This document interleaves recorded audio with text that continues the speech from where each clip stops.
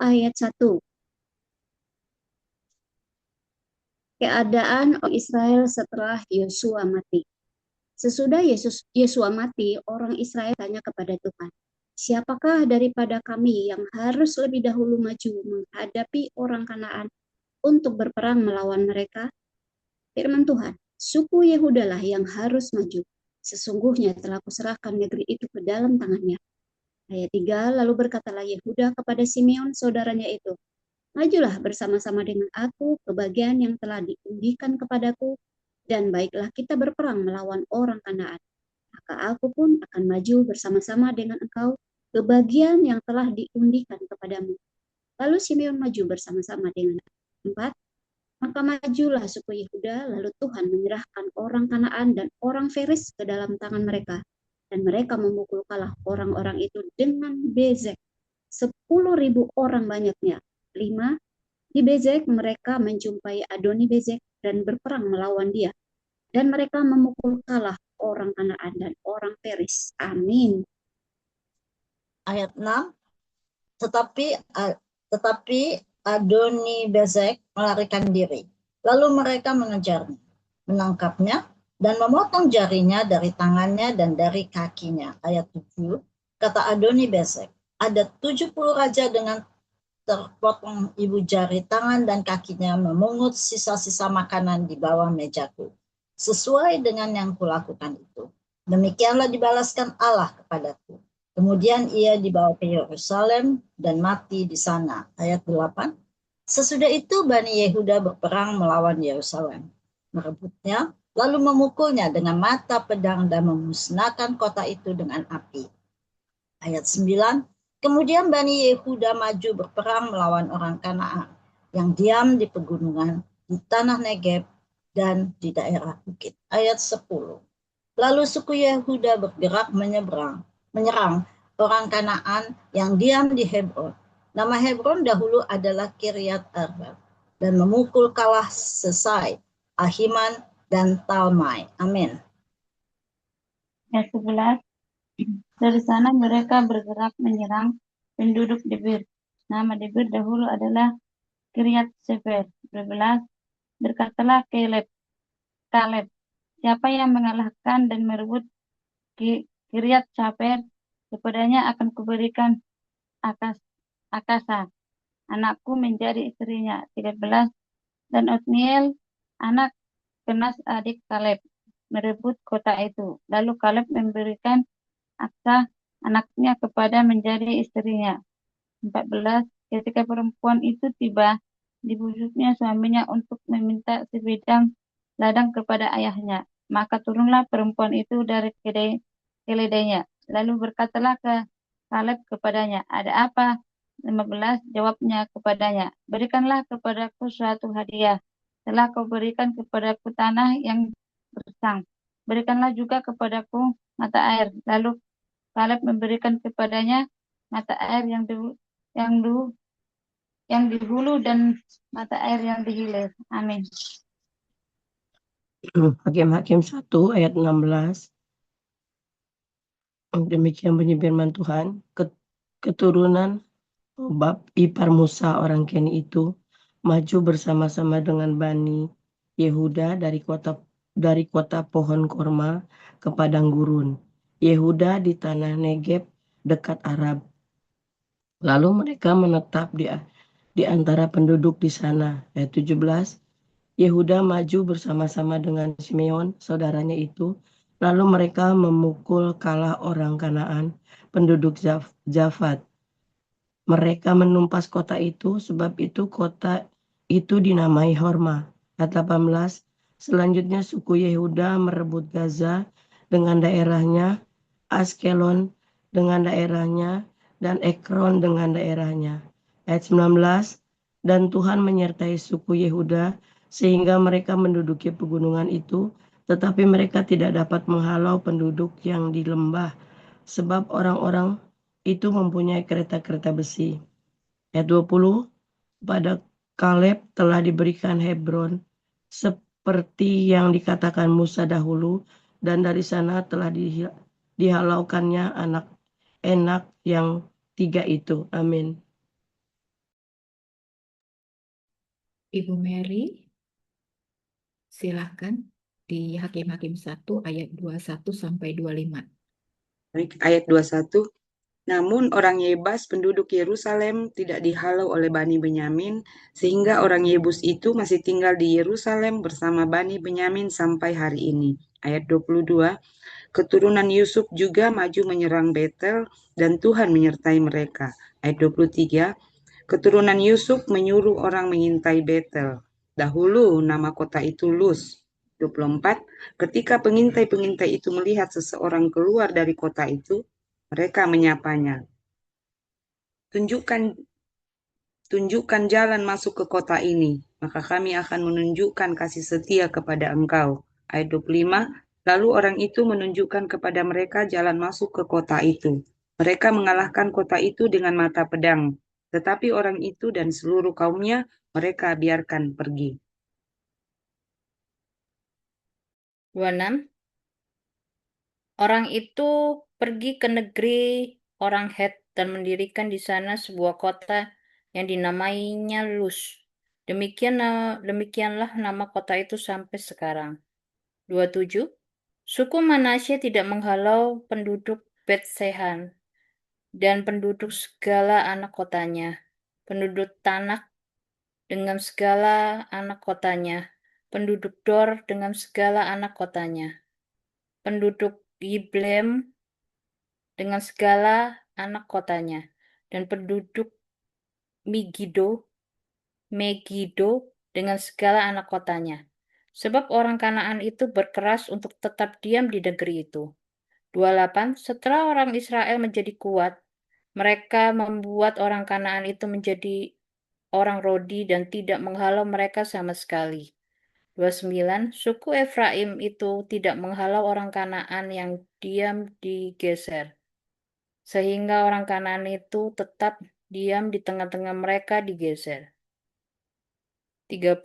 Suku Sebulon tidak menghalau penduduk Kitron dan penduduk Nahalol, sehingga orang Kanaan itu tetap diam di tengah-tengah mereka, walaupun sebagai orang Rodi. Amin. Ayat 31, suku Aser tidak menghalau penduduk Ako, penduduk Sidon, serta Ahlab, Aksib, Helba, Afek, dan Rehob. 32, sehingga orang Aser itu diam di tengah-tengah orang Kanaan, penduduk asli di negeri itu, sebab orang-orang itu tidak dihalau ya. 33, suku Naftali tidak menghalau penduduk Bet Semes dan penduduk Bet Anat, sehingga mereka diam di tengah-tengah orang Kanaan, penduduk asli negeri itu, tetapi penduduk Bet Semes dan Bet Anat itu menjadi orang Rodi bagi mereka. 34, orang Amori mendesak Bani dan ke sebelah pegunungan dan tidak membiarkan mereka turun ke lembah. 35, dan orang Amori itu berkeras untuk tetap diam di Har Heres, di Ayalon, dan di Saalbim, walaupun mereka mendapat tekanan berat dan keturunan Yusuf, sebab mereka menjadi orang Rodi. 36, daerah orang Amori itu mulai dari pendakian Akrabim, dari Sela, terus ke atas. Amin. Hakim-Hakim pasal 2 ayat 1. Malaikat Tuhan di Bokhlim. Lalu malaikat Tuhan pergi ke Gilgal, ke Bokhlim, dan berfirman, telah kutuntun kamu keluar dari Mesir dan kubawa ke negeri yang kujanjikan dengan bersumpah kepada nenek moyangmu, dan aku telah berfirman, aku tidak akan membatalkan perjanjianku dengan kamu untuk selama-lamanya. 2. Tetapi janganlah kamu mengikat perjanjian dengan penduduk negeri ini. Mesbah mereka haruslah kamu robohkan, tetapi kamu tidak mendengarkan firman-Ku. Mengapa kamu berbuat demikian? 3. Lalu aku telah berfirman, aku tidak akan menghalau orang-orang itu dari depanmu, tetapi mereka akan menjadi musuhmu dan segala Allah mereka akan menjadi jerat bagimu. 4. Setelah malaikat Tuhan mengucapkan firman itu kepada seluruh Israel, menangislah bangsa itu dengan keras. 5. Maka tempat itu dinamai Bokhim, lalu mereka mempersembahkan korban di sana kepada Allah. Amin. Ayat 6, orang Israel menyembah berhala pada zaman hakim-hakim. Setelah Yosua melepas bangsa itu pergi, maka pergilah orang Israel itu masing-masing pemilik pusakanya untuk memiliki negeri itu. 7, dan bangsa itu beribadah kepada Tuhan sepanjang zaman Yesua dan sepanjang zaman para tua-tua yang hidup lebih lama daripada Yesua, dan yang telah melihat segenap perbuatan besar yang dilakukan Tuhan bagi orang Israel. 8. Dan Yesua bin Nun, hamba Tuhan itu, mati pada umur 110 tahun. 9. Ia dikuburkan di daerah milik pusakanya di Timnat Heres, di pegunungan Efraim di sebelah utara Gunung Gaash. 10. Setelah seluruh angkatan itu dikumpulkan kepada nenek moyangnya, bangkitlah sesudah mereka itu angkatan yang lain yang tidak mengenal Tuhan ataupun perbuatan yang dilakukannya bagi orang Israel. Amin.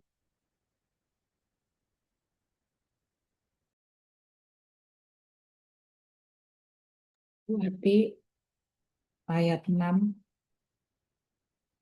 sorry kok 6 lagi, ayat 11 sampai 15.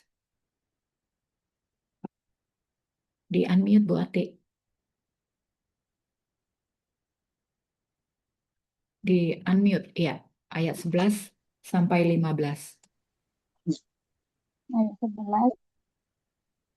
Lalu orang Israel melakukan apa yang Bu jahat di Ati, mata sorry, Tuhan. Renti, Bu Ati maksudnya. Ibu Bu Ati.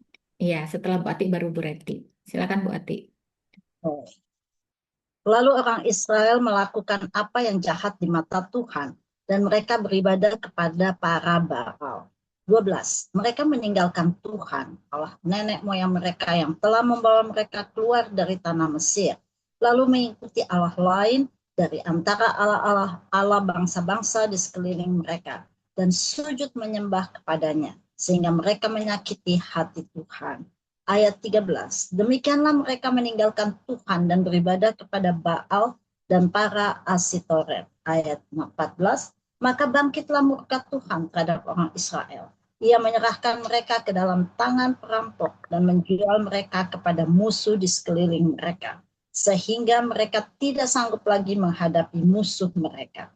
Ayat 15, setiap kali mereka maju, tangan Tuhan melawan mereka dan mendatangkan malapetaka kepada mereka, sesuai dengan apa yang telah diberikan kepada mereka oleh Tuhan dengan sumpah, sehingga mereka sangat terdesak. Amin. 16. Maka Tuhan membangkitkan hakim-hakim yang menyelamatkan mereka dari tangan perampok itu. 17. Tetapi juga para hakim itu tidak mereka hiraukan, karena mereka berzina dengan mengikuti Allah lain dan sujud menyembah kepadanya. Mereka segera menyimpang dari jalan yang ditempuh oleh nenek moyangnya yang mendengarkan perintah Tuhan. Mereka melakukan yang tidak patut. 18. Setiap kali apabila Tuhan membangkitkan seseorang hakim dari mereka, maka Tuhan menyertai hakim itu dan menyelamatkan mereka dan dari tangan musuh mereka selama hakim itu hidup. Sebab Tuhan berbelas kasihan mendengar rintihan mereka karena orang-orang yang mendesak dan menindas mereka. 19. Tetapi apabila hakim itu mati, kembalilah mereka berlaku jahat, lebih jahat dari nenek moyang mereka, dengan mengikuti Allah lain, beribadah kepadanya dan sujud menyembah kepadanya.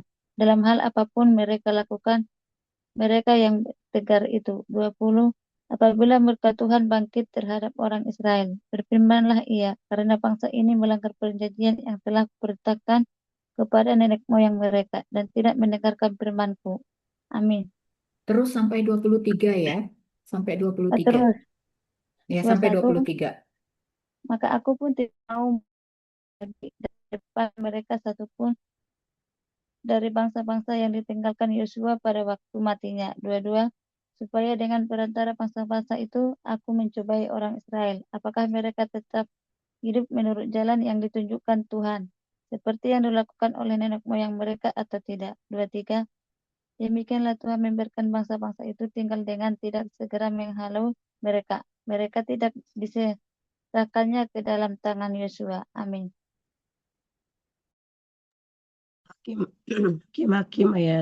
Hakim-Hakim 3 ayat 1 sampai 5, demikian bunyi firman Tuhan.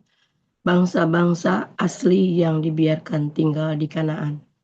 Inilah bangsa-bangsa yang dibiarkan Tuhan tinggal untuk mencobai orang Israel itu dengan pelantaran mereka, yakni semua orang Israel yang tidak mengenal perang Kanaan.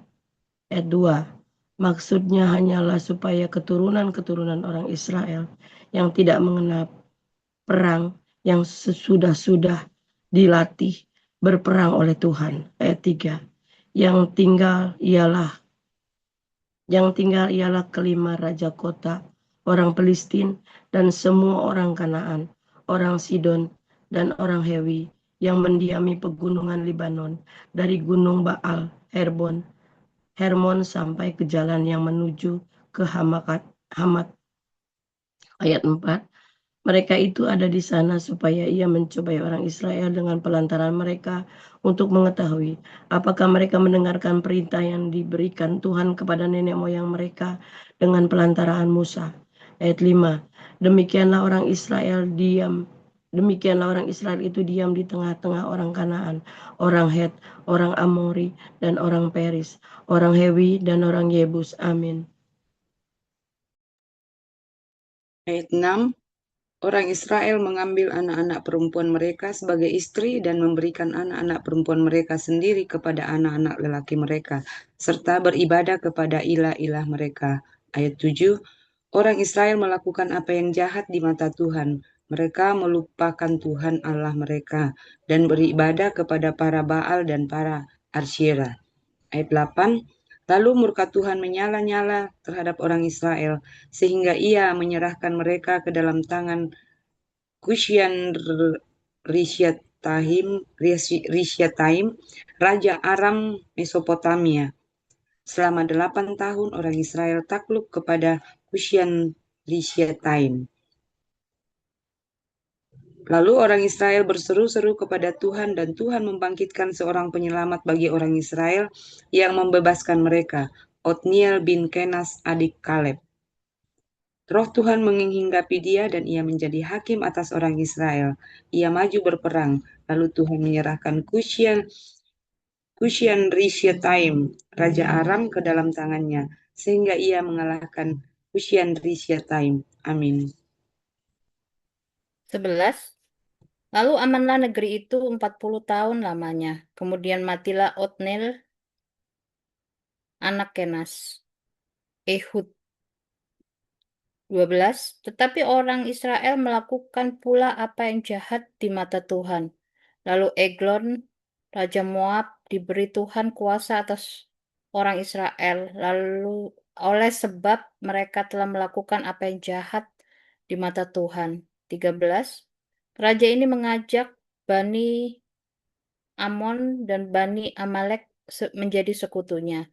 Lalu majulah ia dan memukul orang Israel kalah. Kota pohon korma diduduki mereka. 14. 18 tahun lamanya orang Israel menjadi takluk kepada Eglon, Raja Moab. 15. Lalu orang Israel berseru kepada Tuhan. Maka Tuhan membangkitkan bagi mereka seorang penyelamat, yakni Ehud, anak Gerah, orang Benyamin, seorang yang kidal. Dengan perantarannya orang Israel biasa mengirim upeti kepada Eglon, Raja Moab. Amin. Ayat 16. Dan Ehud membuat pedang yang bermata dua, yang panjangnya hampir sehasta. Disandangnya itu di bawah pakaiannya, pada pangkal paha kanannya. 17. Kemudian ia menyampaikan upeti kepada Eglon, Raja Moab. Adapun Eglon itu seorang yang sangat gendut. 18. Setelah Ehud selesai menyampaikan upeti itu, disuruhnya pembawa-pembawa upeti itu pulang. 19. Tetapi ia sendiri berhenti pada batu-batu berpahat yang di dekat Gilgal dan kembali menghadap raja. Berkatalah ia, ada pesan rahasia yang kubawa untuk tuanku, ya raja. Kata Eglon, diamlah dahulu. Maka semua orang yang berdiri di depannya itu pergi keluar. 20. Lalu Ehud masuk mendapatkan dia, sedang ia duduk sendirian di kamar atas di rumah peranginannya. Berkatalah Ehud, ada firman Allah yang kubawa untuk tuanku. Lalu bangunlah ia berdiri dari tempat duduknya. Amin. 21. Kemudian Ehud mengulurkan tangan kirinya, dihunusnya pedang itu dari pangkal paha kanannya dan ditikamnya ke perut raja. Dua-dua, sehingga hulunya beserta mata pedang itu masuk. Lemak menutupi mata pedang itu, sebab pedang itu tidak dicabutnya dari perut raja. Lalu keluarlah ia melalui pintu belakang. Dua-tiga, demikianlah Ehud sampai ke serambi. Pintu kamar atas itu ditutupi dan dikuncinya. Setelah itu ia keluar. 24, baru saja ia keluar, datanglah hamba-hamba raja melihat. Tetapi pintu kamar atas itu terkunci. Lalu berkatalah mereka, tentulah ia membuang air di kamar rumah peranginan itu. 25, lalu mereka menunggu sampai menjadi bingung. Tetapi raja tidak membuka pintu kamar atas itu. Kemudian mereka mengambil kunci, membuka pintu. Maka tampaklah tuan mereka mati, tergeletak di lantai. Amin. Ayat 26, sedang mereka berlambat-lambat, Ehud meloloskan diri. Ia lewat dari batu-batu berpahat dan meloloskan diri ke arah Seira. Setelah ia sampai ke sana, ditiupnya lah sangkakala di pegunungan Efraim. Lalu turunlah orang Israel sama-sama dengan dia dari pegunungan itu, dan ia sendiri di depan. 8, berkatalah ia kepada mereka, ikutlah aku, sebab Tuhan telah menyerahkan musuhmu, orang-orang Moab itu, ke tanganmu. Turunlah mereka mengikuti dia, lalu mereka merebut tempat penyeberangan sungai Yordan ke Moab, dan tidak seorang pun dibiarkan mereka menyeberang. 29, pada waktu itu mereka menewaskan kira-kira 10.000 orang dari Moab. Semua mereka dan tangkas, seorang pun tidak ada yang lolos. Demikianlah pada hari itu Moab ditundukkan oleh Israel. Maka amanlah tanah itu 80 tahun lamanya. Ayat 31, Senggar. Sesudah dia bangkitlah Sambar bin Anat. Ia menewaskan orang Filistin dengan tongkat penghalau lembu, 600 orang banyaknya. Demikianlah ia juga menyelamatkan orang Israel. Amin. Kita ke Korintus, silakan Bu Ati. 1 Korintus 1 ayat 1 sampai dengan 5. Salam. Dari Paulus yang oleh kehendak Allah dipanggil menjadi Rasul Kristus Yesus, dan dari Sostenes saudara kita. Ayat 2, kepada jemaat Allah di Korintus, yaitu mereka yang dikuduskan dalam Kristus Yesus, dan yang dipanggil menjadi orang-orang kudus, dengan semua orang di segala tempat yang berseru kepada nama Tuhan kita Yesus Kristus, yaitu Tuhan mereka dan Tuhan kita. Ayat 3, kasih karunia dan damai sejahtera dari Allah Bapa kita dan dari Tuhan Yesus Kristus menyertai kamu. Ayat 4, ucapan syukur. Aku senantiasa mengucap syukur kepada Allahku karena kamu, atas kasih karunia Allah yang dianugerahkannya kepada kamu di dalam Kristus Yesus. Ayat 5, sebab di dalam Dia kamu telah menjadi kaya dalam segala hal, dalam segala macam perkataan dan segala macam pengetahuan. Amin. Ayat 6, sesuai dengan kesaksian tentang Kristus yang telah diteguhkan di antara kamu. Ayat 7, demikianlah kamu tidak kekurangan dalam satu karunia pun, sementara kamu menantikan pernyataan Tuhan kita Yesus Kristus. Ayat 8, ia juga akan meneguhkan kamu sampai kepada kesudahannya, sehingga kamu tak bercacat pada hari Tuhan kita Yesus Kristus. 9, Allah yang memanggil kamu kepada persekutuan dengan anaknya Yesus Kristus Tuhan kita adalah setia. Perpecahan dalam jemaat. Ayat 10, tetapi aku menasihatkan kamu, saudara-saudara, demi nama Tuhan kita Yesus Kristus, supaya kamu seia sekata dan jangan ada perpecahan di antara kamu, tetapi sebaliknya supaya kamu erat bersatu dan sehati sepikir. Amin. 1 Korintus 1 ayat 11, demikian bunyi firman Tuhan. Sebab saudara-saudaraku, aku telah diberitahukan oleh orang-orang dari keluarga Kole tentang kamu, bahwa ada perselisihan di antara kamu. Ayat 12, yang aku maksud ialah bahwa kamu masing-masing berkata, aku dari golongan Paulus, atau aku dari golongan Apolos, atau aku dari golongan Kefas, atau aku dari golongan Kristus. Ayat 13, adakah Kristus terbagi-bagi? Adakah Paulus disalibkan karena kamu? Atau adakah kamu dibaptis dalam nama Paulus? Ayat 14. Aku mengucap syukur bahwa tidak ada seorang pun juga di antara kamu yang aku baptis selain Krispus dan Gaius. Ayat 15. Sehingga tidak ada orang yang dapat mengatakan bahwa kamu dibaptis dalam namaku. Amin.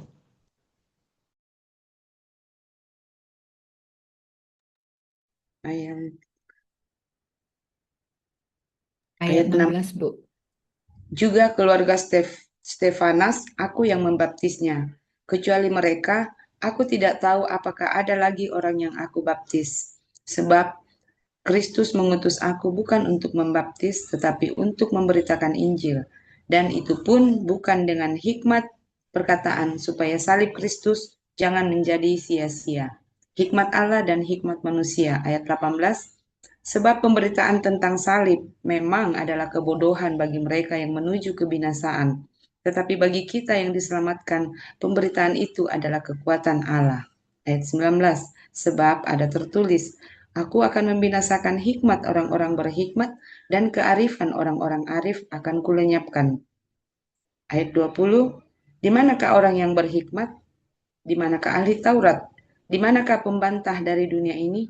Bukankah Allah telah membuat hikmat dunia ini menjadi kebodohan? Amin. 21. Oleh karena dunia dalam hikmat Allah tidak mengenal Allah oleh hikmatnya, maka Allah berkenan menyelamatkan mereka yang percaya oleh kebodohan pemberitaan Injil. 22. Orang-orang Yahudi menghendaki tanda dan orang-orang Yunani mencari hikmat. 23. Tetapi kami memberitakan Kristus yang disalibkan, untuk orang-orang Yahudi suatu batu sandungan, dan untuk orang-orang bukan Yahudi suatu kebodohan. 24. Tetapi untuk mereka yang dipanggil, baik orang Yahudi maupun orang bukan Yahudi, Kristus adalah kekuatan Allah dan hikmat Allah. 25. Sebab yang bodoh dari Allah lebih besar hikmatnya daripada manusia, dan yang lemah dari Allah lebih kuat daripada manusia. Amin. Ayat 26. Ingat saja saudara-saudara, bagaimana keadaan kamu ketika kamu dipanggil menurut ukuran manusia. Tidak banyak orang yang bijak, tidak banyak orang yang berpengaruh, tidak banyak orang yang terpandang. 27. Tetapi apa yang bodoh bagi dunia dipilih Allah untuk memalukan orang-orang yang berhikmat, dan apa yang lemah bagi dunia dipilih Allah untuk memalukan apa yang kuat. Amin. 28. Dan apa yang tidak terpandang dan yang hina bagi dunia dipilih Allah. Bahkan apa yang tidak berarti dipilih Allah untuk meniadakan apa yang berarti. 29. Supaya jangan ada seorang manusia pun yang memegahkan diri di hadapan Allah. 30. Tetapi oleh Dia kamu berada dalam Kristus Yesus, yang oleh Allah telah menjadi hikmat bagi kita. Ia membenarkan dan menguduskan dan menebus kita. 31. Karena itu seperti ada tertulis, barang siapa yang bermegah, hendaklah ia bermegah di dalam Tuhan. Amin. Pasal 2. Ayat 1. Demikianlah pula ketika aku datang kepadamu, saudara-saudara, aku tidak datang dengan kata-kata yang indah atau dengan hikmat untuk menyampaikan kesaksian Allah kepada kamu. 2. Sebab aku telah memutuskan untuk tidak mengetahui apa-apa di antara kamu selain Yesus Kristus, yaitu Dia yang disalibkan. 3. Aku juga telah datang kepadamu dalam kelemahan dan dengan sangat takut dan gentar. 4. Baik perkataanku maupun pemberitaanku tidak kusampaikan dengan kata-kata hikmat yang meyakinkan, tetapi dengan keyakinan akan kekuatan roh. 5. Supaya iman kamu jangan bergantung pada hikmat manusia, tetapi pada kekuatan Allah. Amin. Ayat 6. Hikmat yang benar. Sungguh pun demikian, kami memberitakan hikmat di kalangan mereka yang telah matang, yaitu hikmat yang bukan dari dunia ini, dan yang bukan dari penguasa dunia ini, yaitu penguasa-penguasa yang akan ditiadakan. Tetapi yang kami beritakan ialah hikmat Allah yang tersembunyi dan rahasia, yang sebelum dunia dijadikan telah disediakan Allah bagi kemuliaan kita. Tidak ada dari penguasa dunia ini yang mengenalnya. Sebab kalau sekiranya mereka mengenalnya, mereka tidak menyalibkan Tuhan yang mulia. Tetapi seperti ada tertulis, apa yang tidak pernah dilihat oleh mata dan tidak pernah didengar oleh telinga dan yang tidak pernah timbul di dalam hati manusia, semua yang disediakan Allah untuk mereka yang mengasihi Dia. Ayat 10, karena kepada kita Allah telah menyatakannya oleh Roh, sebab Roh menyelidiki segala sesuatu, bahkan hal-hal yang tersembunyi dalam diri Allah. Amin. Ayat 11, siapa gerangan di antara manusia yang tahu apa yang terdapat di dalam diri manusia selain roh manusia sendiri yang ada di dalam dia?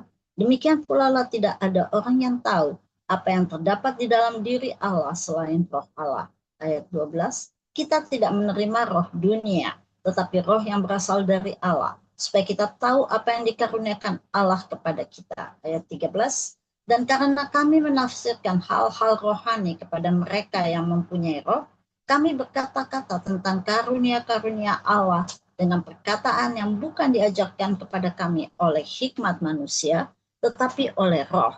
Ayat 14, tetapi manusia duniawi yang tidak menerima apa yang berasal dari roh Allah, karena hal itu baginya adalah suatu kebodohan. Dan ia tidak dapat memahaminya sebab hal itu hanya dapat dinilai secara rohani. Ayat 15. Tetapi manusia rohani menilai segala sesuatu, tetapi ia sendiri tidak dinilai oleh orang lain. Amin. Lanjut Bu, 16 satu lagi nih. Ya. Sebab ayat 16, sebab siapakah yang mengetahui pikiran Tuhan sehingga ia dapat menasehati dia, tetapi kami memiliki pikiran Kristus. Amin. Amin. Baik Ibu-ibu, kita bersaat teduh terlebih dahulu, lalu sambil kita membaca ulang, kita percaya ya bahwa ada rema yang pasti Roh Kudus tanamkan kepada kita yang bisa kita sharingkan satu sama lain.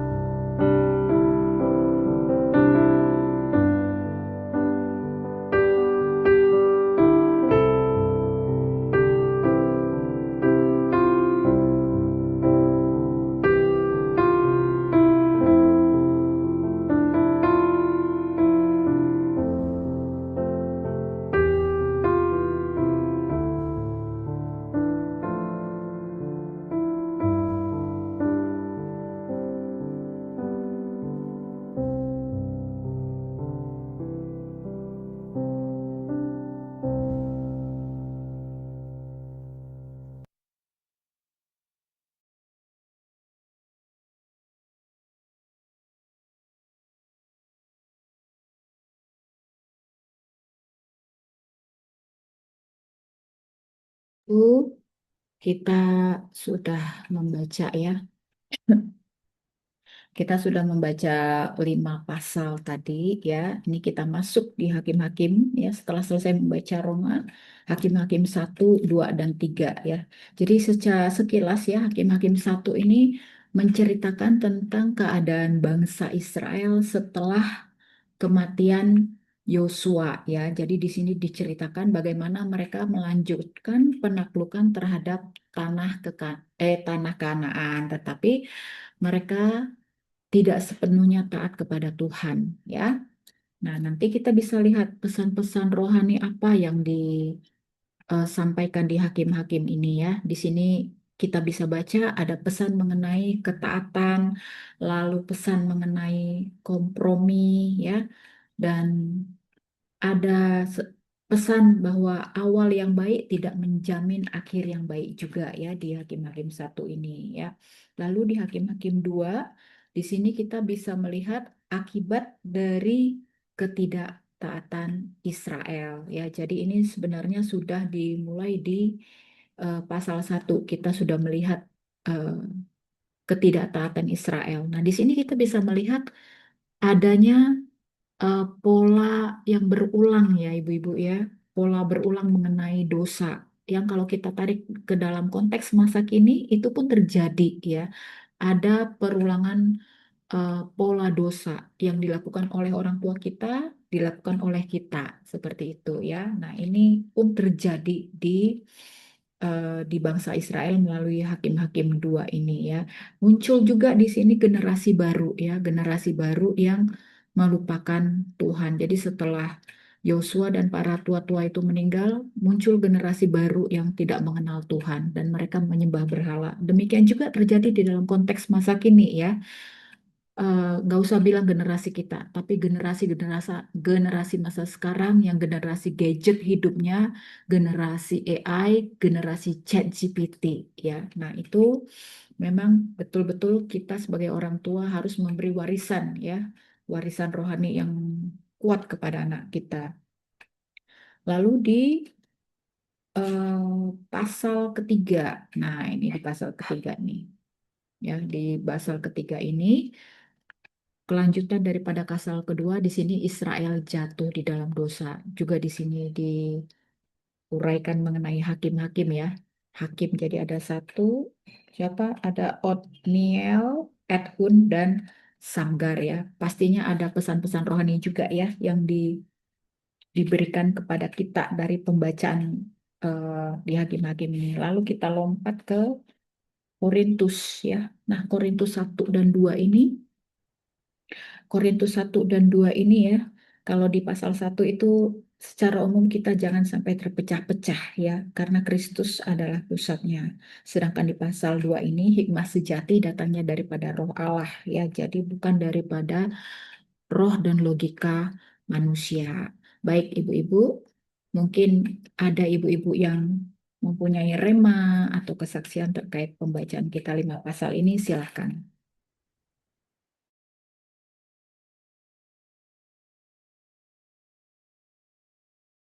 Mungkin Bu Rahayu, Kak, Bu Dewi, Bu Ati, Bu Renti, Bu Mary. Sebelumnya mungkin Bu Mary bisa kenalan dulu, Kak. Shalom Ibu Mary, bisa kita lihat wajahnya. Shalom ibu-ibu semua. Ya, shalom. Nah, Agak gelap. Saya dari Toraja, Sulawesi Selatan. tentunya Bu Iya, Marina ya. Bu Mariana. Oke. Oh iya ya. Iya, Oke, oke, oke. iya. Oke. Saya agak di rumah ini jadi agak silau. Oh, Iya, dari saya Toraja ya. Dari Toraja ya. Wah, betul seneng Ibu. banget. Kapan ibu-ibu kita cus Toraja? Ayo. Oke. Di Rantepao tepatnya, Kota Di mana? Rantepao. Kota Rantepao. Oh, Iya. oke. Iya. Silakan kenalan dulu, Bu. Biar ibu-ibu lain kenal.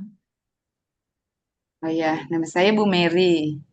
Saya ibu rumah tangga, saya juga kerja sebagai ASN. Saya punya anak 4, 3 laki-laki, 1 perempuan.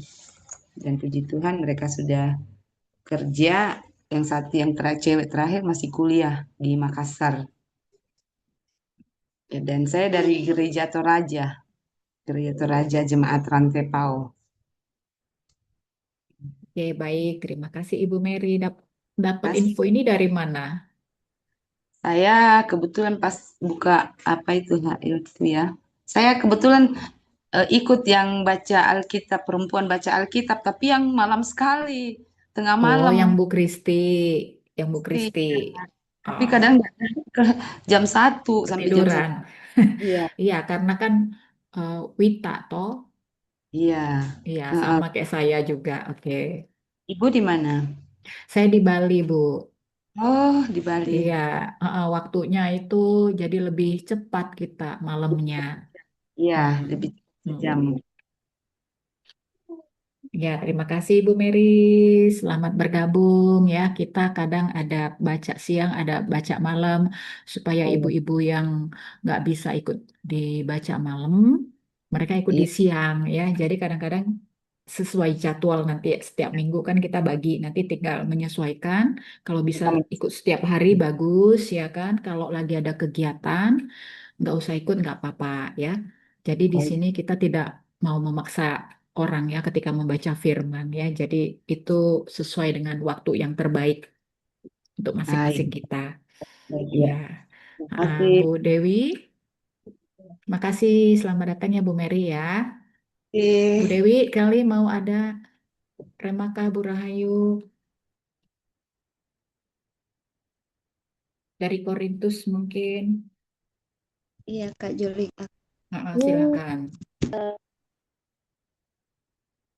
aku remah sih dari 1 Korintus ya. 1 Korintus 1 yang ayat terakhir-terakhir tuh. Tetapi apa yang bodoh bagi dunia dipilih Allah untuk memalukan orang-orang yang berhikmat. Kita bisa lihat sekarang seperti yang terjadi di Indonesia. 1 Korintus berapa itu? Biar tak catat. 1 Korintus 1 Oh, 1 Korintus 1. 1 ya, Korintus 1. Oke.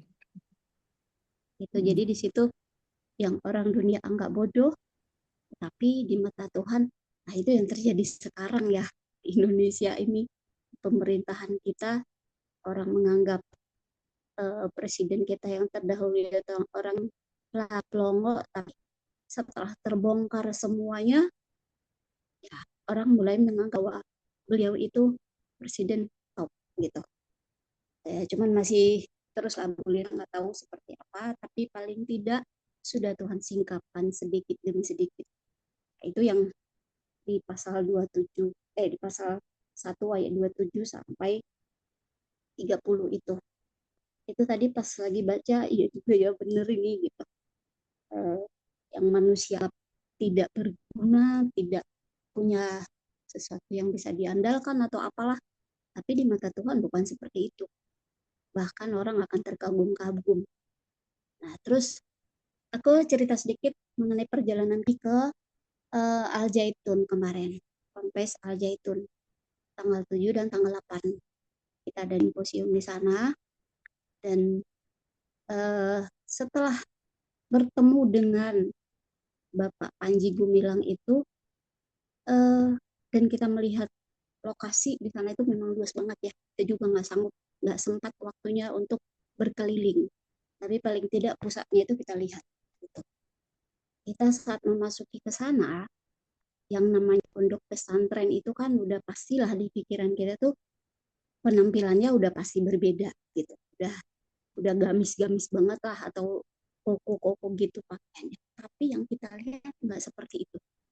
Dan orangnya sangat ramah.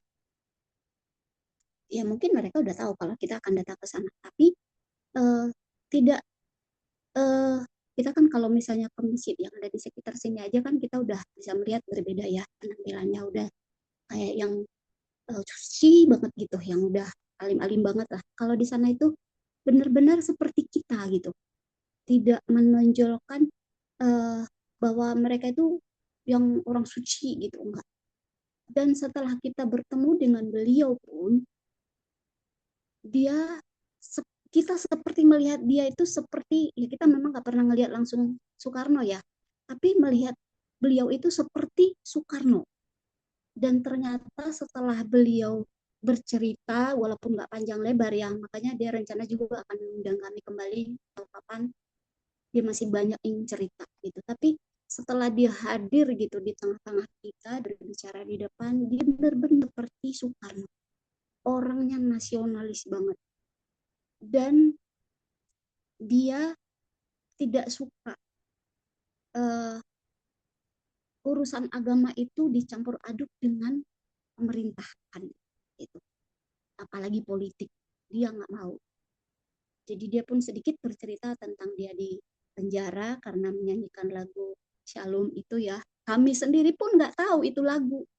Yang kita tahu kalau Heaven Shalom kita tahu itu ada kita di layar gitu kan. Nah kami yang dinyanyikan itu saat dia di penjara tahu ternyata itu kan bahasa Ibrani dan mereka sangat hafal dengan lagu itu. Dan akhirnya kita pun ikut walaupun kita nggak tahu liriknya, tapi mendengar mereka nyanyi itu luar biasa. Jadi kayak kita berada bukan di ponpes, tapi kita ada di lingkungan ibadah raya gitu. Dan tempat itu bangunannya itu seperti bangunan Belanda, kokoh semuanya. Hanya satu, masjid mereka itu belum, mungkin ya, kalau kata saya itu belum benar-benar selesai 100%. Karena memang atau sengaja tidak diwarnain, kita juga nggak tahu. Nah, terus di sana itu tidak pakai toa. Nah, jadi pada saat kita di hari kedua pun beliau ikut juga masih tetap datang untuk berbicara juga. Itu pada jam-jam saatnya mereka akan sholat mestinya ya. Tapi dia begitu aware gitu, nggak, ya tidak, ya udah dikorbankan begitu waktunya itu tidak, pokoknya dia mau menjelaskan dulu tentang keberadaan dari Al-Zaitun itu. Dan dia satu hal dia berpesan kepada kita juga harus jangkau aja gitu disebut. Dia berpesan jangan mengiyakan kata-kata bahwa ya Muslim mayoritas kita minoritas, jangan gitu. Tidak boleh ada sebutan seperti itu. Kita itu satu Indonesia. Dia selalu bilang itu. Jangan mau dia kalau ada disebutan minoritas gitu. Pokoknya Indonesia. Kita ini dulu sumpah pemuda itu harus kita pegang teguh. Jangan ada lagi apa namanya itu memisah-misahkan bahwa aku suku ini atau ini aku dari orang itu. Nah kan sering orang Kristen, orang Islam, orang ini gitu kan. Jangan pernah, dia paling nggak mau. Dan memang benar ya, kita apalagi kalau udah di pemerintahan kita ini udah hidup berdampingan dari segala suku, agama, ya udah Indonesia aja gitu. Urusan agama ya kita samain di atas. Seperti itu. Jadi banyak hal yang kita bisa lihat dari tentang pengalaman beliau juga di penjara juga dia baru sedikit sih dia ceritakan. Mungkin inilah yang dia ingin sampaikan juga kepada kita nanti setelah undang lagi. Dan ternyata yang datang ke sana itu sekarang ini setelah kejadian-kejadian Sarifuddin Ibrahim juga kan. Jadi donatur yang ke sana itu stop. Dan mungkin itulah yang membuat lokasi itu jadi kurang terurus gitu. Perawatannya berkurang karena dulu kita tahulah masa-masa jayanya itu Al-Zaitun itu kan ya, karena ponpes terbesar se-Asia Tenggara kan. Jadi itu sangat hebat dulu, banyak dari luar negeri pun ada donatur-donatur ke sana itu. Tapi setelah kejadian itu, apalagi setelah Panji Gumilang ini menyanyikan lagu Shalom itu tadi, akhirnya dia dipenjara. Jadi tarik semua, mundur semua donatur-donatur itu. Dan sekarang yang banyak berkunjung ke sana, ya kita. Nanti untuk bulan-bulan ke depan dari Surabaya akan datang beberapa mobil yang akan ke sana. Dan kita lihat memang untuk perawatan itu kurang banget. Yang kita tempat tinggal saat itu hotel sebenarnya. Semua peralatannya itu masih berfungsi dengan baik, hanya perawatan yang kurang. Jadi nggak ada lagi yang bersih-bersih dengan baik. Jadi banyak apa namanya itu sarang-sarang laba-laba di balkon-balkonnya gitu juga udah nggak terawat. Tapi fungsi alat-alat yang di dalam masih bagus. Gitu. Pokoknya pelayanannya itu ya hotel. Hanya semua alat-alat mereka pakai itu udah merek Al Zaitun. Dan di sana pun ya hasil kebunan dan ternak mereka tidak ada dari luar. Semuanya dari Al Zaitun itu sendiri. Dan selama kami makan di sana juga ayam kampung. Jadi bukan ayam negeri mereka, gitu. Ayam kampung. Jadi daging ayam kampung. Terus kalau pokoknya hasil dari itu aja. Dan saat ini beliau sedang merencanakan untuk menanam durian hitam yang sedang mencoba itu. Dan memang di daerah Indramayu sudah ada yang nanam. Dia sudah menikmati rasa dan sangat besar sekarang yang sedang dia dalam rencana sudah dibuat kasih untuk itu. Jadi kadang pas dikatakan oh nggak ada suara azan gitu kan, aku berpikir gini, jangan-jangan ini apa namanya penganut Yahudi gitu, karena mereka benar-benar, tapi nggak tahu ya kalau menurut pendapatku, tapi mereka tetap karena penampilan mereka itu tidak seperti yang kita bayangkan, yang kita lihat di sekeliling kita. Seperti itu banget. Atau memang karena seperti yang lo bilang, ya udah urusan agama bisa dipanggil jam-jam kita untuk menghadap Tuhan, ya udah tahu kenapa harus dipanggil-panggil. Nah, seperti itu. Jadi salutlah buat beliau yang welcome juga menerima kita. Memang ada sahabat dia di kita di PMD ini yang Kolonel Wahid Pak Untung gitu, lupa saya namanya lagi, itu memang sahabat karibnya. Jadi dari rumah pendeta ini pun suka diadakan pengajian anak-anak ini. Jadi ya beruntung banget, bersyukur bisa bergabung di PMD ini, apalagi mayoritas anggotanya itu pendeta-pendeta dari segala suku gitu. Jadi kita segelintir aja yang orang biasa semuanya, dan pendeta-pendeta itu yang ada di PMD itu bukan orang-orang pendeta yang jaim-jaim, enggak. Justru mereka itu kocak-kocak. Jadi kita tuh berasa deket gitu sama mereka. Saya nggak ada sekat yang membuat kita jadi merasa terlalu sungkan gitu. Kita sungkan karena kita menghormati. Tapi kalau kita membatasi kita berbicara juga enggak. Enak banget. Sangat-sangat welcome mereka semua. Sekalipun tuh dari segala suku, dari Sabang sampai Merauke itu pun pendeta-pendeta yang bergabung di sana. Jadi bersyukur banget bisa berkenalan dengan mereka. Itu sedikit yang bisa saya bagi perjalanan kita ke Al Zaitun. Ya, berharap nanti kita bisa ke sana lagi untuk mendengarkan apa yang hendak beliau sampaikan. Karena mereka seperti itu Kak Juli. Terima kasih. Baik, terima kasih Bu Dewi ya untuk sharingnya ya. Tadi yang terakhir itu ya memang begitu kalau kita kaitkan dengan apa tadi remanya ya 1 Korintus 20 ayat 27 ya, lalu mengenai kisah Haji Bumilang ya dengan Al Zaitun Pond Press-nya itu, ya itu tadi kita bisa melihat di sini bahwa hikmat manusia itu terbatas ya. Manusia itu bisa pintar, bisa berpendidikan, bisa berdebat, tetapi tidak bisa memahami kebenaran Allah ya. Jadi kita tuh manusia cenderung pakai logika, tetapi Allah itu kan tidak seperti itu gitu ya. Nah, yang kedua, sering merasa paling benar. Nah, ini tadi ya. Kan si Haji Bumilang ini kan istilahnya kan dijauhi karena dia tadi menyanyi lagu apa tuh? Haleluya apa? Kok jadi lupa saya? Salam, salam. Ah ya, Shalom. Iya, saya tahu sih ini ngikutin dia kisah, tapi udah lama banget ya, gitu ya. Jadi ini kayak agak sedikit kontroversial lah, memang dia ini gitu ya.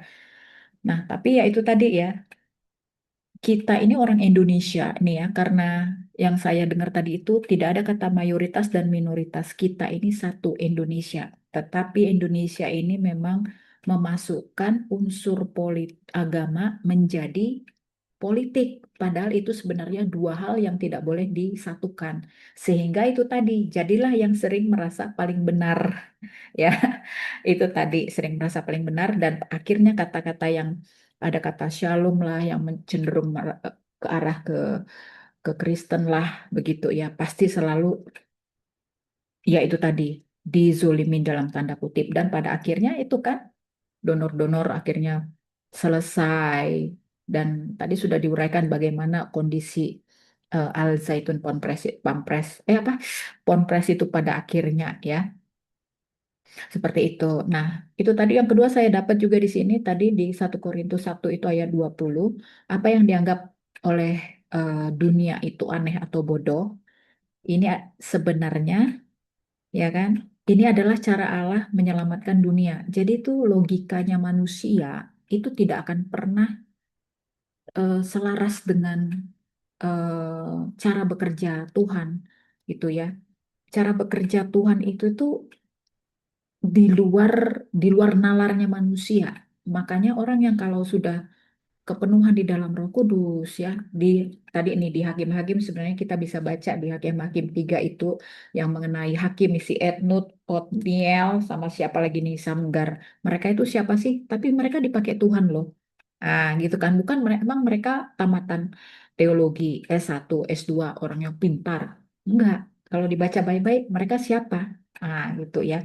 Jadi Tuhan itu memilih orang itu kadang-kadang di luar nalar manusia dan dilalanya kita manusia cenderung melihat manusia itu juga dari siapa dia dari kacamata kita karena memang sudah begitu manusia jadi melihat melihat orang ini pintar atau tidak latar belakangnya jadi lebih kepada ke sana tetapi yang dianggap biasa oleh manusia sebenarnya itulah yang dipakai Tuhan ya. Jadi di sini juga kita diajak untuk rendah hati sebenarnya ya. Jangan sombong ya. Kalaupun kita pintar, janganlah sombong. Seperti tadi Haji Bu bilang itu ya. Kerendahan hati itu perlu. Lalu kita belajar sepenuhnya kepada Tuhan. Bukan hanya mengandalkan akal atau logika saja. Jadi untuk mengenal Tuhan dengan sungguh-sungguh itu kita memang perlu membuka hati. Ya, membuka hati agar hikmat Tuhan itu turun kepada kita. Jadi hikmat Tuhan itu turun kepada kita itu sering berbeda dengan logika manusia. Nah, manusia ini dengan akalnya yang terbatas, lalu masuklah Tuhan dengan yang tak terbatas tadi. Makanya orang yang sudah di dalam Tuhan itu cenderung suka agak sedikit ya agak dianggap aneh gitu ya. Padahal memang begitulah cara kerja Tuhan. Tadi kalau kita lihat di Hakim-Hakim 3 itu saya garis bawahi. Hakim-Hakim 3 ayat 10. Roh Tuhan menghinggapi dia tuh. Kalau roh Tuhan sudah menghinggapi seseorang, dia itu akan menjadi luar biasa. Ya, roh Tuhan menghinggapi dia dan ia menghakimi orang Israel. Ia maju berperang. Tuh. Ada keberanian di sana. Ketika roh Tuhan sudah menghinggapi seseorang, kadang-kadang dia sendiri tidak kenal, loh, kok aku jadi begini ya? Kok aku jadi bisa bicara ya? Kok aku jadi berani ya? Itu tadi ya. Jadi memang kita ibu-ibu di sini kita benar-benar sepenuhnya bergantung kepada Tuhan, bukan bergantung kepada logika manusia. Ya. Terima kasih Ibu Dewi ya untuk sharingnya. Semoga suatu hari entah kapan kita bisa juga sama-sama ke Bogor ya. Bogor, di mana situ? Nanti biar Dewi lah yang jadi Indramayu, tour Indramayu. leader. Indramayu? Ya, Oh, Indramayu tuh di Jawa Barat ya? iya Jawa Barat. Jadi di perbatasan Jawa Barat dengan Jawa Tengah. Ah, oke. Ya, kita juga suatu hari pasti Tuhan izinkan untuk berkunjung. Ya, Ya, Bu Rahayu ya. Bogor 3,5 jam. Berapa? Dari Bogor berapa lama? 3,5 jam. Oh, saya juga nggak tahu Indramayu. Tahu Indramayu, tapi belum pernah ke Indramayu. Mudah-mudahan nanti suatu hari bisa jalan-jalan. Baik, terima kasih. Yang lain mungkin Bu Rahayu atau Bu Mary Karukun. Kalau ada yang mau di-sharingkan, silakan Bu Rahayu. Oke, shalom Bu. Shalom. Yang saya dapat di Hakim-Hakim 2 ayat 1 itu ya. Malaikat Tuhan mengingatkan bangsa Israel. Lalu malaikat Tuhan pergi dari Gilgal ke Bokim dan berfirman, telah kutuntun kamu keluar dari Mesir dan kubawa ke negeri yang kujanjikan dengan bersumpah kepada nenek moyangmu. Dan aku telah berfirman, Aku tidak akan membatalkan perjanjianku dengan kamu untuk selama-lamanya. Ya, di ayat 1 sampai 5 itu tentang janji Tuhan ya. Janji Tuhan kepada bangsa Israel. Tuhan sudah mengeluarkan kita dari tanah Mesir dalam arti dalam perbudakan, dalam dosa. Kita bagaimana meresponi panggilan kita kepada Tuhan ya. Sampai ada yang di selanjutnya itu Israel menyembah berhala pada zaman hakim-hakim. Bagaimana kekristenan kita? Kita mau belajar taat di ayat 1 sampai 5 itu tentang ketaatan ya. Ketaatan bangsa Israel kepada Tuhan. Tetapi ada yang taat, ada yang tidak. Setelah malaikat Tuhan berbicara dengan bangsa Israel, di ayat 4 itu bangsa Israel menangis. Setelah malaikat Tuhan mengucapkan firman itu kepada seluruh Israel, menangislah bangsa itu dengan keras. Maka tempat itu dinamai Bokim. Lalu mereka mempersembahkan korban di sana kepada Tuhan. Ya, bangsa Israel bertobat, merasa dirinya berdosa, merasa dirinya tidak layak, tetapi dia berbalik kepada Tuhan. Sehingga janji-janji itu diberikan kepada Tuhan Yesus. Seperti Allah Abraham, Ishak dan Yakub itu dan sampai keturunannya sampai menikmati janji-janji Tuhan walaupun prosesnya tidak enak. Tetapi saat kita meresponi proses yang Tuhan berikan kepada kita, apakah kita bersungguh-sungguh atau kita belajar taat setia atau kita meninggalkan Tuhan dalam arti, saya sudah ke Kristen dari kecil sampai sekarang. Tetapi di dalam gereja pertobatan itu cuma 1 minggu sekali. Tetapi pertobatan itu setiap hari. Karena kita bukan manusia yang sempurna ya. Kita manusia yang bisa jatuh bangun dalam dosa. Baik yang disengaja maupun tidak disengaja. Tapi banyak jatuhnya. Tapi saat kita jatuh kita bisa bangkit. Kita bisa bangun. Karena kita mendengar firman itu, kita akan menikmati janji Tuhan. Saat pergumulan yang ada dalam hidup kita, kita meresponi iya. Yes, aku mau bangkit, aku mau menerima setiap janji-janji Tuhan dalam arti tidak kemerungsung, tidak gerusa-gerusu, tidak mau minta pertolongan siapa, tidak. Tetapi saat proses yang terjadi atas kita, kita belajar tenang, kita duduk di bawah kaki Tuhan. Karena kita sudah dikeluarkan dari bangsa Mesir menjadi bangsa yang terkasih, yaitu bangsa Israel. Jangan sampai hati kita dikeraskan Tuhan ya. Hati kita itu tuh murni. Tuhan melihat hati. Saat hati kita berbelok, Tuhan murka Tuhan bisa datang kepada kita. Terkadang saat kita mengalami proses, terkadang Tuhan tidak menolong saya. Tuhan meninggalkan saya, tidak. Inilah respon kita, bagaimana kita meresponi masalah yang ada di dalam hidup kita, baik anak-anak, dalam keluarga, pergumulan keuangan, pergumulan apapun, kita meresponi dengan ucapan syukur, karena ucapan syukur itu berdampak banyak segala hal. Damai sejahtera, sukacita itu tinggal dalam hidup kita. Saat kita tidak melihat keadaan kedagingan ini rasanya capek, lelah, tidak ada daya, tetapi saat kita berserah benar-benar sungguh-sungguh kepada Tuhan, kita mengalami sesuatu yang ilahi, mengalami sesuatu yang ajaib. Di 1 Korintus 1 ayat 17 itu Tuhan menyatakan, sebab Kristus mengutus aku bukan untuk membaptis, tetapi untuk memberitakan Injil, dan itu pun bukan perkataan, supaya salib Kristus jangan menjadi sia-sia. Seperti tadi yang disampaikan sama Bu Joli, Bu Dewi, kita berhikmat bukan dari manusia, bukan dari kepandaian, bukan dari pendidikan, tetapi Roh Kudus yang hinggap dalam hidup kita. Kita merestorasikan, kita mengaplikasikan ya kepada orang-orang di sekitar kita.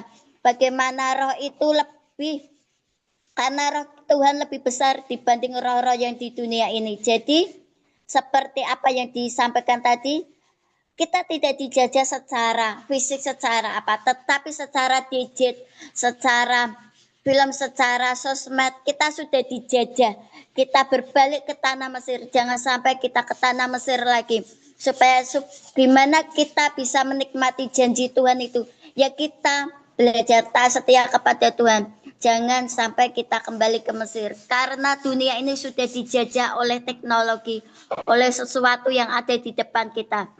Di depan kita mengimin-ngimini sesuatu, mengimin-ngimini orang itu kaya dengan kok mudah, sedangkan kita anak-anak Tuhan kok sulit untuk mendapatkan sesuatu. Tetapi mereka, janganlah iri kepada orang berdosa, tetapi kita melihat Tuhan, kita fokus kepada Tuhan. Saya juga belajar supaya saya bukan memendam ya, menyerahkan kemarahan saya, kedengkian saya, kepahitan saya kepada Tuhan, melepaskan pengampunan saya kepada Tuhan secara daging susah, tetapi belajar untuk mengampuni. Karena Yesus di kayu salib berkata, ampunilah mereka, karena mereka tidak tahu apa yang telah mereka perbuat.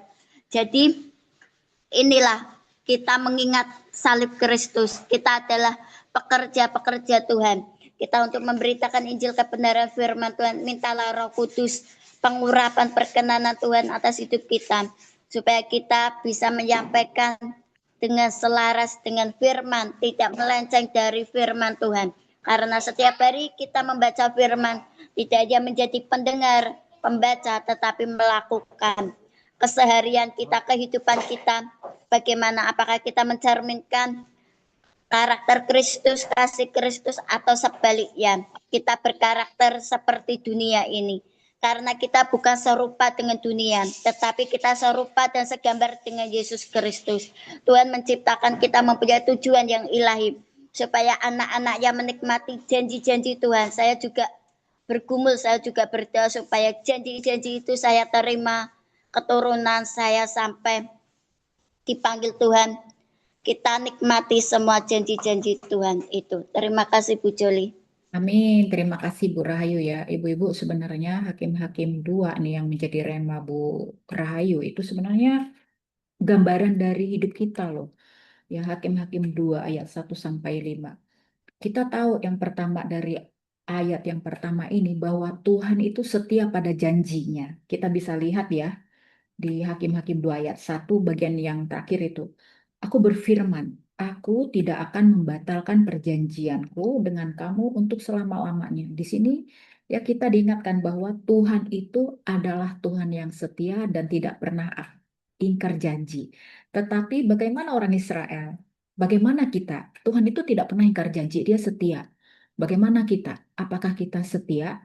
Nah, Israel itu tidak taat.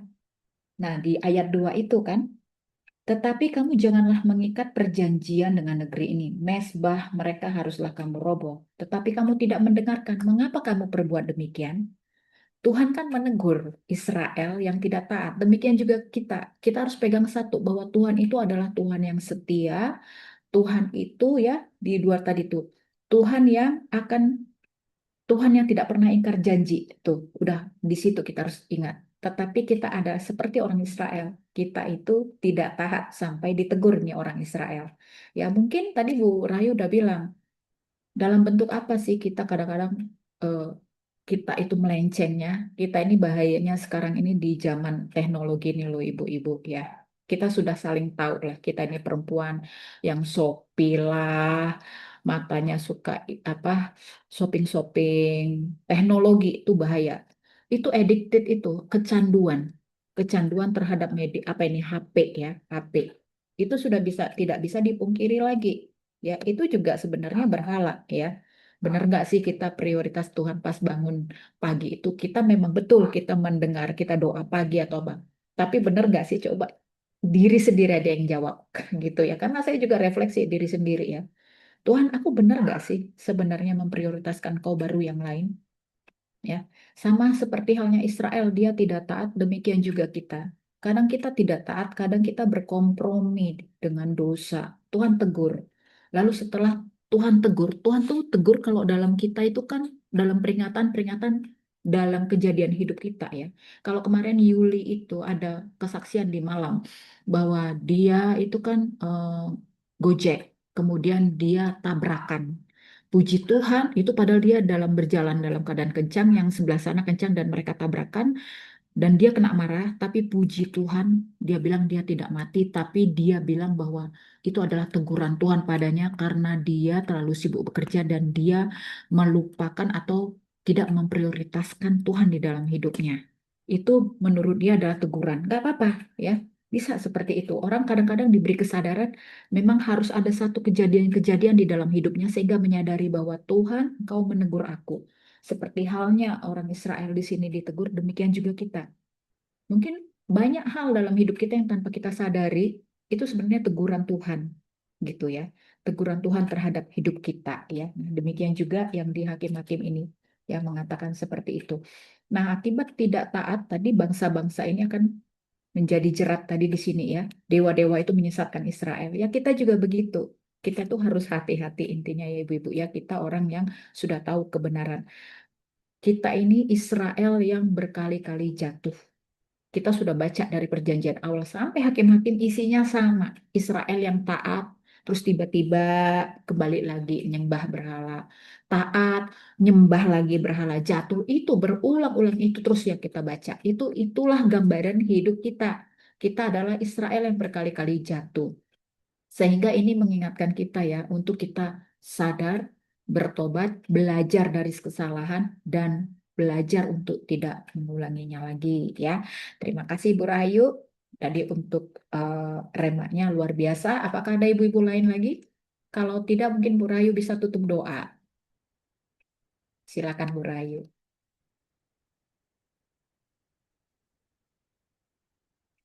Apakah ada ibu-ibu? Ya, jadi pesannya itu ibu-ibu ya, kita tetap berpegang pada firman di era teknologi yang super canggih ini. Mampukah kita memprioritaskan Tuhan di dalam hidup kita? Ya, bekali diri kita dengan firman Tuhan. Jangan sampai tadi kita baca di Korintus perpecahan tuh ya. Perpecahan itu terjadi karena adanya ajaran-ajaran, ajaran si A, si B, si C. Semua kembali ke Bible. Ya, jadi bersyukur kita membaca firman Tuhan karena yang benar itu semua basicnya adalah firman Tuhan. Ya, baik, terima kasih Bu Rahayu. Bu Rahayu bisa tutup dalam doa. Dengarkah aku bicara? Silakan Bu Rahayu, Bu Ati tutup di itu dalam. mau kasih remek dulu, Bu. Siapa? Oh, Bu Ati. Oh, silakan Bu Ati. Agak di sini diingatkan Tuhan firman Tuhan mengingatkan di 1 ayat 31. Dan itu seperti ada tertulis, barang siapa yang bermegah, hendaklah ia bermegah di dalam Tuhan. Tuhan, amin. Yes. Jadi kita bukan siapa-siapa tanpa Tuhan, jadi kita harus rendah hati. Semua kemuliaan, pujian hanya untuk Tuhan. Yes, betul. Ya, itu yang paling benar ya. Segala sesuatunya itu kembali kepada Tuhan ya. Kita tuh sebagai manusia nih, ingat, jangan kita menyombongkan diri ya. Kadang-kadang manusia itu, aduh Tuhan, jangan sampailah itu terjadi di antara kita ya. Jangan kita merasa bangga dengan kepintaran kita, dengan kekayaan kita, dengan prestasi kita, terus karena punya kemampuan menyembuhkan, punya kemampuan bernubuat, lalu kita lupa, kita menjadi sombong ya. Jadi manusianya, keakuannya yang menyombong, yang muncul. Padahal segala sesuatunya itu adalah dari Tuhan dan kembali ke Tuhan. Dan ingat, hendaklah ia bermegah dalam Tuhan. Jadi itu tadi ya pesannya di sini. Bermegah itu kan soal kesombongan ya. Jadi di sini kita ditegurkan bahwa semua itu ini ya, barang siapa yang bermegah, hendaklah ia bermegah di dalam Tuhan ya. Itu jangan jadikan alasan-alasan kepintaran, kekayaan, prestasi, atau karunia-karunia itu alasan untuk bermegah. Semuanya itu berasal dari Tuhan. Ingat, ingat, ingat. Karena tanpa Tuhan manusia tidak punya dasar untuk bermegah ya. Amin. Terima kasih Bu Ati. Silakan Bu Rahayu. Mari Bapak Ibu, mari Ibu-Ibu semua, maaf tidak ada Bapak-Bapak. Kita satukan hati mengucap syukur kepada Bapa di dalam kerajaan surga. Dalam nama Tuhan Yesus Kristus, kami mengucap syukur Tuhan atas sore hari ini. Kau sudah mengingatkan kami Tuhan. Kami tidak ingin menjadi bangsa Israel yang tegar tengkuk. Kami mau menjadi bangsa Israel yang benar-benar mendengarkan firman Tuhan, mau belajar taat setia setiap apa yang Kau firmankan kepada hidup kami. Kami tidak ingin serupa dengan dunia ini, karena hidup kami adalah serupa dan segambar Tuhan Yesus Kristus. Terima kasih Tuhan atas yang Kau berikan kepada kami, setiap rema-rema yang ibu-ibu sampaikan menguatkan kami supaya kami tetap fokus, tetap mengandalkan Tuhan, tidak mengandalkan kekuatan, tidak mengandalkan orang-orang di sekitar kami, tetapi duduk diam. Letak kekuatan kami adalah tenang, ketenangan dalam hati kami, hidup kami. Hamba berdoa untuk Bu Joli Tuhan, yang memimpin dalam Zoom PPA ini Tuhan. Kau berkati Bu Joli, urapi Tuhan, ada pengurapan dan perkenanan-Mu yang ilahi. Setiap apa yang dikerjakan oleh Bu Joli dan suami Tuhan, untuk menyampaikan pemberitaan Injil firman-Mu Tuhan. Biarlah orang-orang yang dijumpai oleh Bu Joli dan suami Tuhan, orang-orang berbalik, bertobat kepada Tuhan Yesus Kristus. Semua lutut berteluh, semua lidah mengaku. Pulau Bali Tuhan, Pulau Bali Engkau lawat Tuhan melalui anak-Mu ini Tuhan, yang selalu unity sehati dengan suami ya Tuhan, dan juga anak-anak ya Tuhan.